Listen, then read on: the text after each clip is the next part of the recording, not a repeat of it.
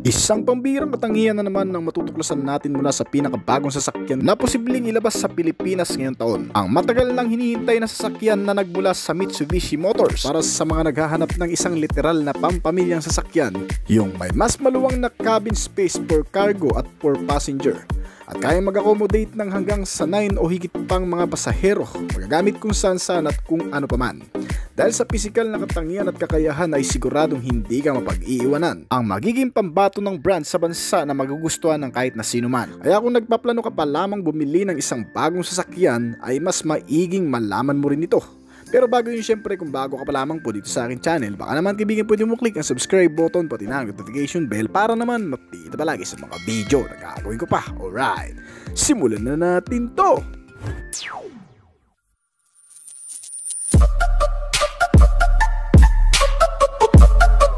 Isang panibagong modelo na naman ang posibleng dumating ngayong taon sa bansa ang inilabas ng Mitsubishi para sa karagdagang line-up ng mga modelo sa bansa. Isang sasakyan na para sa malakihang pamilya dahil sa pagkakaroon nito ng 8 to 9 seating capacity o higit pa. Ang minivan na pang off-road na rin at talagang naglalaman ng napakaraming features, mga advanced sense of technology, maging ang malakas na engine specs na meron ito. Ang Mitsubishi Delica D5, magiging entry ng brand para sa kanilang minivan segment dito sa bansa na naglalaman ng mga advanced na katangian mula sa loob at labas. At yan ang isa-isin natin ngayon. Sa mga hindi nakakaalam, itong modelo ay mayroong mga previous model na rin. Inilabas ito noong pang 90s at nasundan ng ilan pa noong 2016 at hanggang sa kasalukuyan. Ang simpleng van sa paglipas ng panahon ay binago at pinagpapatuloy ang produksyon magpahanggang ngayon at mas ginagawang moderno pa. Pero ngayon 2024 may bali-balitang susubukan muli ng brand na dalhin itong modelo sa Philippine market sa pamamagitan nitong Delica D5. Hango ang Delica name sa pinaikling delivery car na naglalayong mapuna ng pangangailangan ng bawat magmamay-ari at gagamit nito. Kung pampamilya na may higit sa 7 o 8 miyembro, o kaya naman pang deliver at pangkargamento, at mga nagdadalawang isip na bumili ng isang SUV car dahil sa limitadong space, mas mahal na presyo at hindi maganda sa off-road. Ang bagong Delica D5 ang nababagay para sa iyo. May dalawang klaseng pagpipili ang variant ang modelong ito, ang standard variant at ang urban gear nito. Ang bawat isa ay nagmamay-ari ng kanya-kanyang disenyo at estilo depende sa taste ng makakakita. Mula sa panlabas na disenyo ng standard variant, kapansin-pansin ang SUV attire na pormahan nito. Matikas at protektadong pakiramdam ang dinadalang kapansin-pansin na disenyo ng modelong ito. With high prestige at ang frontal face, makikita ang makapal na front grille na may geometric honeycomb pattern. Ngunit, pagdating naman sa isang variant nito na urban gear, ang front end design ay may solid metal black. Pinaiwatig nito ang sopistikadong pakiramdam sa pagkakaroon ng modernong mga katangian. Ibig sabihin, ito ang tough variant ng Delica D5. Ang parehong variant ay may newly adaptive form vertical multi-LED headlamp at makapal na front bumper grille ang mas nagpabago sa buong itsura ng Delica. At para magkaroon ng isang matigas at sopistikadong muka, nakaposisyon naman ang clearance light nito sa mas mataas na portion para mas gumanda at mapahusay ang visibility habang nasa ibaba ang headlamp para naman mas makita ng maliwanag ang kalsada sa gabi. At upang mas mapabuti ang functionality at security na rin. Sa bawat side portion nitong modelo, makikita din ng mild curve ng mga fenders, mga garnish side seal at fairings. Akma-akma sa buong estilo ng body nito. Kaya hindi lang van, may pagka-premium pa.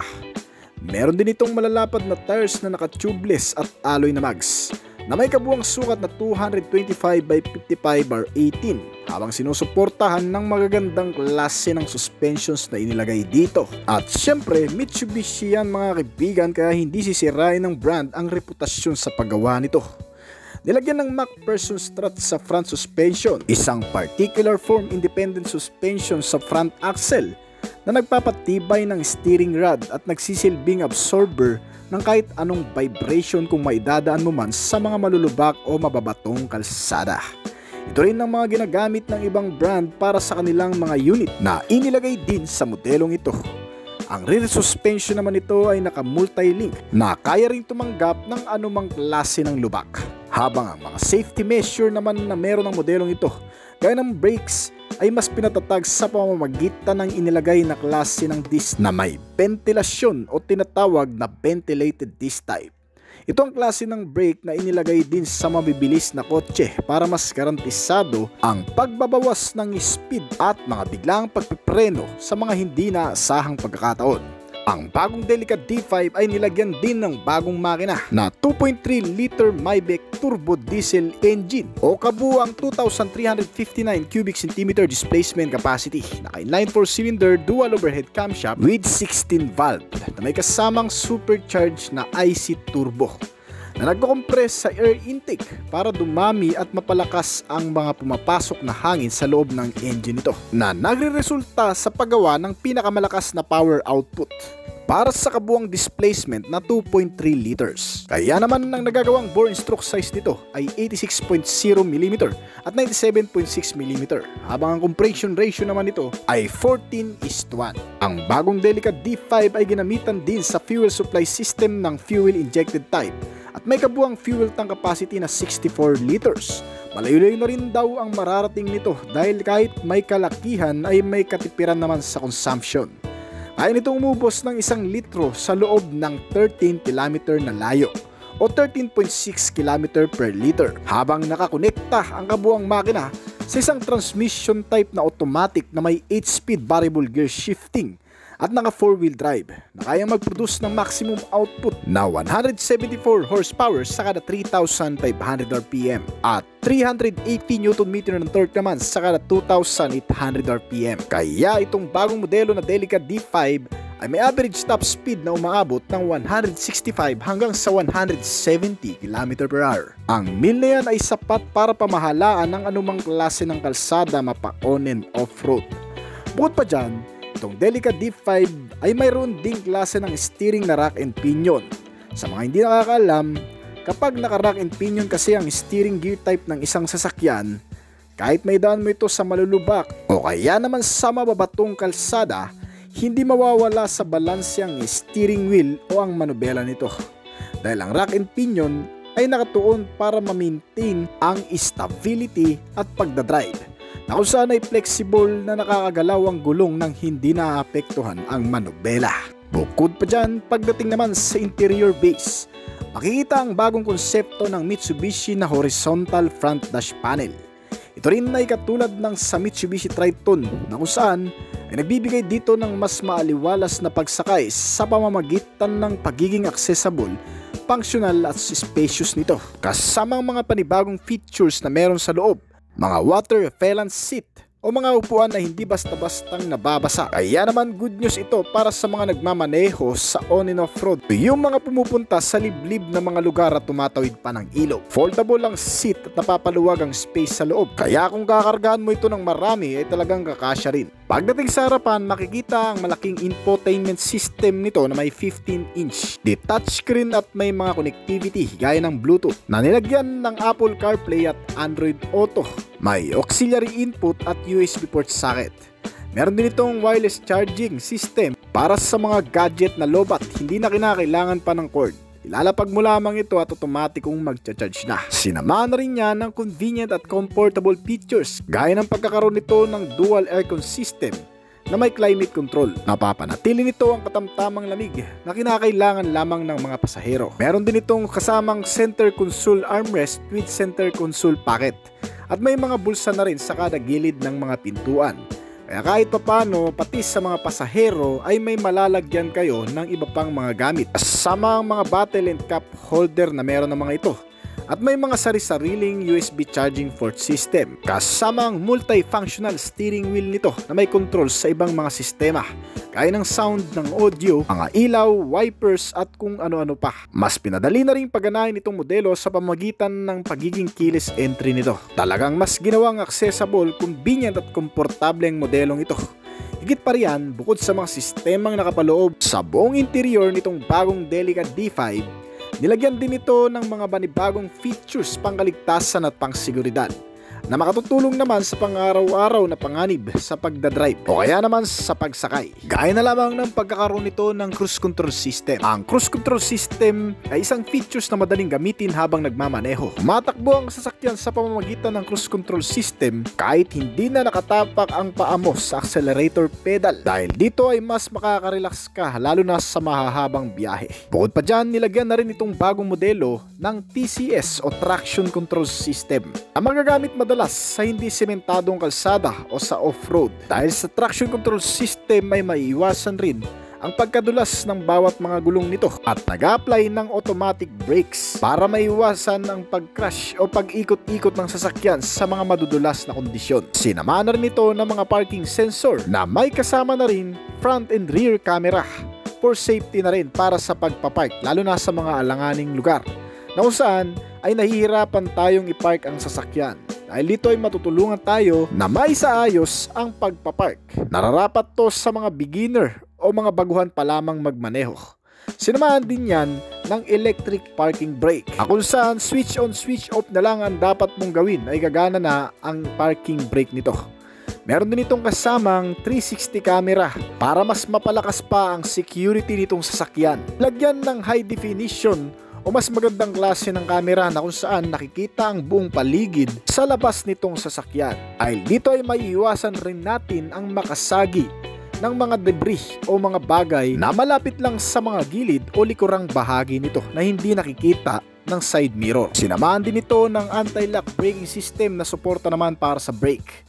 Ito ang magagamit mo sa mga biglaang pagpipreno dahil dito ay na-unlock ang mahigpit na kapit ng brake na sinamahan pa ng brake assist at electronic brake distributor para sa mas malakas na pagpipreno. Meron din itong kasamang stability control system na nagkokontrol naman sa maayos na pagmamaneho.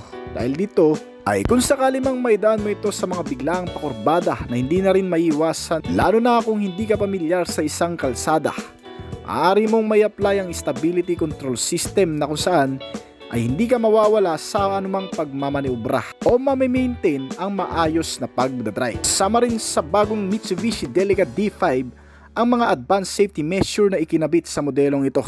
Mas mapapanatili ang malakas na pangsiguridad sa pang-araw-araw gamit ang mga makabagong safety measure gaya ng pagkakaroon nito ng blind spot monitoring system. Isang sistema na tumutulong para naman sa mga biglaang sumusulpot na mga kasabayan mo sa kalsada. Kung hindi natin nakikita sa side mirror at bigla na lamang susulpot sa harapan, ay automatikong itong mag-apply ng brakes para maiwasan ang banggaan. Kaya naman sa mga blind spot na kalsada gaya ng mga pakurbada at biglang may sasalubong sa iyo. Dahil sa blind spot monitoring, kahit papano ay matutulungan tayo na maiwasan ng anumang banggaan na bigla na lamang darating. Sinamahan pa yan ng lane departure warning para naman mapanatili ang sasakyan sa loob lamang ng lane at hindi makaagaw ng linya ng iba. Dahil dito ay mapuprotektahan din ang maayos na pagmamaneho at upang maiwasan ang makasagi na rin. Meron din itong rear cross traffic alert. Isang sistema naman para sa pag-atras ng sasakyan na kung saan kapag may susulpot na lang bigla sa likurang bahagi nito, ay automatic ding mag-a-apply ang brake para nang sa ganun ay hindi maatrasan ang bigla na lamang dumarating na sasakyan sa likuran. Bukod pa dyan mga kaibigan, ay marami pang mga advanced safety features o safety measure itong bagong Mitsubishi Delica D5 na makatutulong sa pang-araw-araw natin na pagmamaneho, lalo na kung ito ang first choice mo na sasakyan para sa iyong pamilya. Dahil bukod sa mga nabanggit na nating mga safety features nitong Mitsubishi Delica, meron din itong mga katangian na mas magpapatibay pa sa mga pangsiguridad. Gaya ng pagkakaroon nito ng passenger and driver side airbags, may mga seatbelt sa kada upuan at seatbelt warning na rin na nagpapaalala kung sino man sa atin ang hindi nakagamit ng seatbelt. Meron din itong front and side impact beams. Nababawasan ito ang anumang pinsala sa loob ng sasakyan. Sinamahan pa ng crash sensor. May dadagdag mo na lamang talaga siguro dito kung sakali nakasakay ka ay ang pag-iingat na rin, lalo na kung ikaw ang nagmamaneho nito. Ang Mitsubishi Delica, bukod sa mga safety features na yan, ay makakampante ka rin sa pang-araw-araw, lalo na kung iiwan mo lamang ito sa labas ng iyong bahay. Dahil sa mga security features na inilagay dito, yung tipong hindi basta-bastang mananakaw o mawawala na lang basta-basta sa iyong pinagpaparkan. Sa pagkakaroon nito ng central locking, power door lock, engine immobilizer, anti-theft device at anti-theft alarm. Dahil sa mga sistemang ito, kahit gamitan pa ng traditional way ng pagkarnap o yung mga electrical procedure ng pagpapagana ng sasakyan ay hindi rin uubra kung wala ang mismong transmitter key nito o ang nagpapagana sa sistema ng makina nito. Alright, itong Mitsubishi Delica, pagdating naman sa kabuuang body size, may haba ito na 4,800mm at kabuuang lapad na 1,795mm. Ang kabuuang taas nito ay nasa 1,875mm. Napakaluwag ng buong interior sets at napaka-accessible. Kaya napaka-komportableng gamitin kahit pa nakaupo na sa lahat ng mga upuan. Meron itong malaki pang space para sa iyong cargo, kaya talagang napakasulit nito.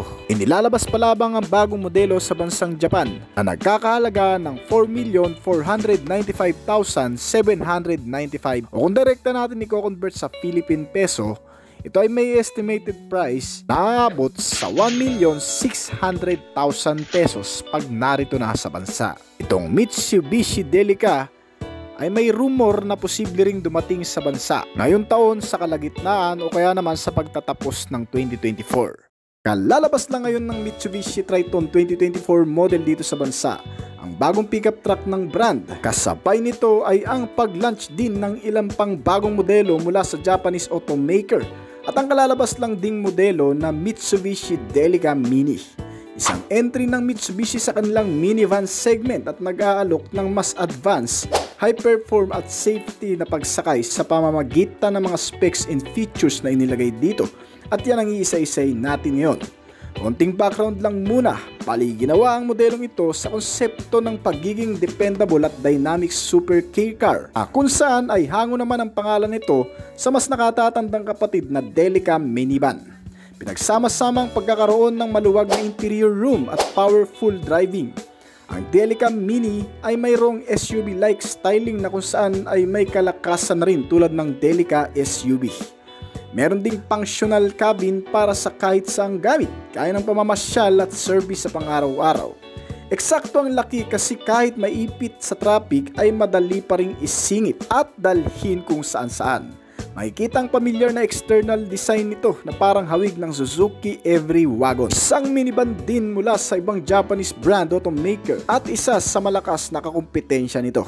Itong Mitsubishi Delica Mini ay mayroong matapang na pangharap na tinatawag na 3-dimensional dynamic shield front fascia design. Dinadala ng mga I-shaped LED type headlamp at black front bumper grille na mayroong black boomerang shape sa ibaba. At ang panggilid naman na bahagi nito ay flat lang. Pero may mga built-in na ring cladding at side skirt, bagay na mas maganda para sa isang minivan na may pang off-road attires. Kasama dyan ang hindi naman ganung kalakihang mga gulong nito na kasing sukat lang ng gulong ng Mitsubishi Mirage G4, yung sa 2-wheel drive nito. Habang mas malaki naman ng kaunti ang sa 4-wheel drive na variant nito na may sukat na 165 by 60 R15. Naka-tubeless tires at alloy na mags. May 5 pintuan at mayroon ding kakaibang design na panglikod na bahagi nito. Makikita itong L-shaped LED tail lamp at horizontal rear bumper reflector para sa magandang visibility lalo na sa madidilim na kondisyon. Nasinamahan pa ng front and rear bumper skirt para sa addition ng overall looks nito. Bagamat maliit ay napakasulit. Well, masasabi mo na talagang compact, fully set ang design ng external nito. Magawin naman tayo sa interior. Makikita ang napaka-functional interior base nito sa pamamagitan ng isang multifunctional steering wheel na kung saan ay may access sa ibang mga key switch function. Nakatuon para lalong panatilihin ng driver ang maayos na pagmamaneho. Automatic din ang opener ng sliding door na kung saan kailangan mo lang ipadjack ang iyong paa ay automatic na itong magbubukas. Maganda ito lalo na sa mga nagmamadali at sa mga kargang gamit kapag sasampa ng sasakyan.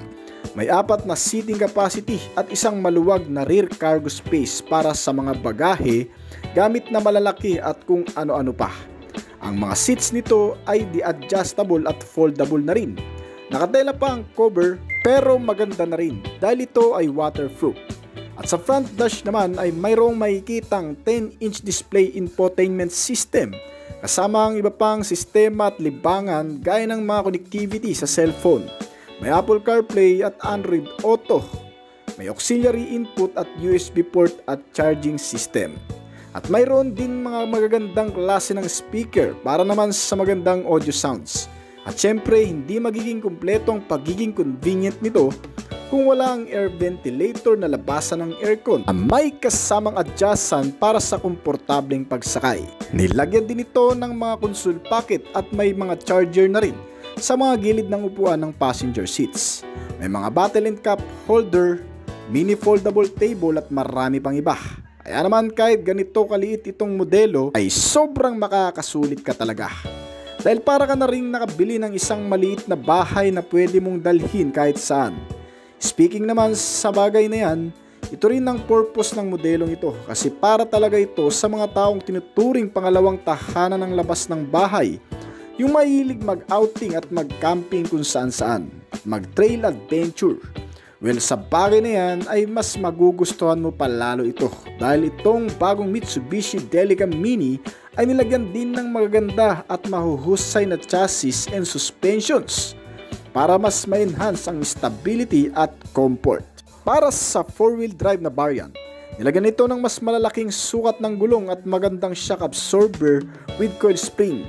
Kasama ang magandang klase rin ng steering type na rack and pinion. Dahil dito ay napapanatili ng sasakyan ang magandang pag-andar at magandang pagmamaneho na rin ng driver sa ibabaw ng kalsada. At may absorb ang anumang lakas ng vibration sa pamamagitan ng mga suspensions nito na pinapabuti ang katatagan at kaginhawaan kapag nagmamaneho sa mga hindi sementadong kalsada. Meron din itong grip control at hill descent control system na nagpapalakas ng sense of security. Mga bagong sistema safety features para sa modelong ito.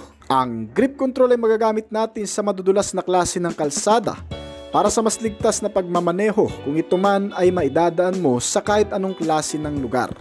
Ito man ay maputik o madulas, ang bawat pag-ikot ng mga gulong ay kinokontrol ng preno upang mas masuportahan ang mahigpit na hawak mo sa manubela kapag naidadaan sa mga ganong klase ng kondisyon. Ang hill descent control system naman ay ang otomatikong nagpapanatili sa mababang bilis ng sasakyan kapag maidadaan mo naman ito sa mga pababang kalsada o yung matatarik na lugar para mas masecure ng driver ang pagmamaneho sa mga ganong kondisyon lalo na kung madulas ang pababang kalsada. Bukod pa dyan, itong bagong minivan ay mayroon pang isang advanced safety features na tinatawag na MI Pilot na ang ibig sabihin ay Mitsubishi Intelligent Pilot, isang driver assistant technology at may kasamang active safety technology.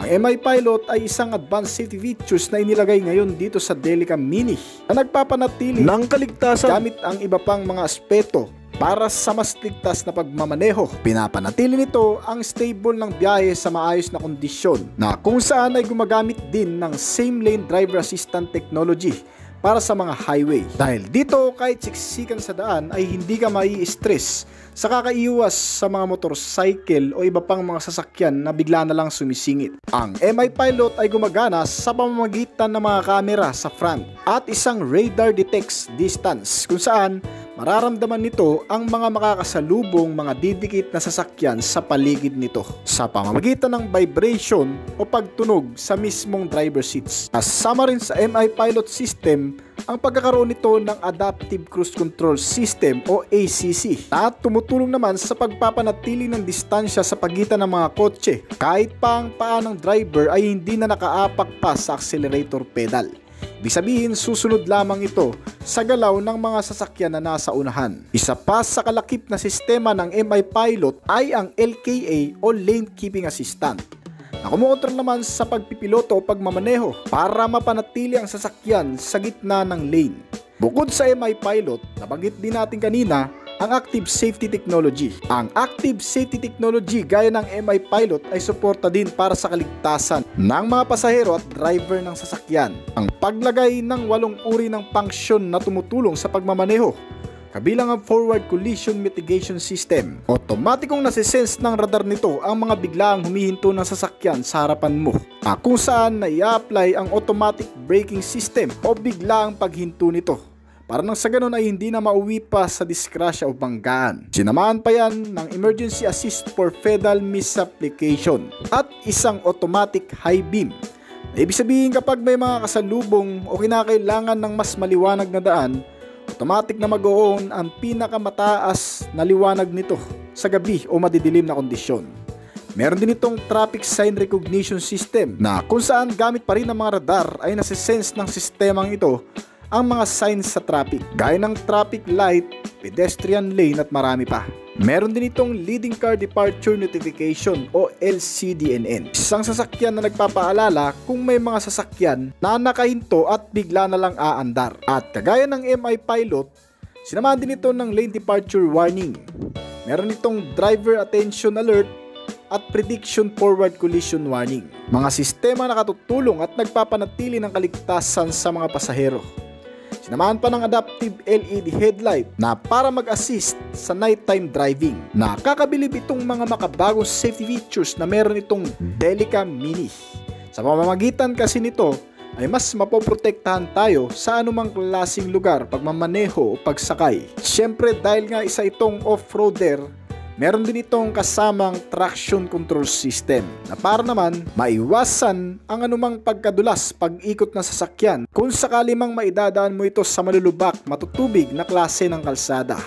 Sa pamamagitan ng traction control ay napapanatili rin ang stability ng pagdadrive. Para naman sa kabuuang makina, itong Mitsubishi Delica ay pinapagana ng 660 cubic centimeter displacement capacity.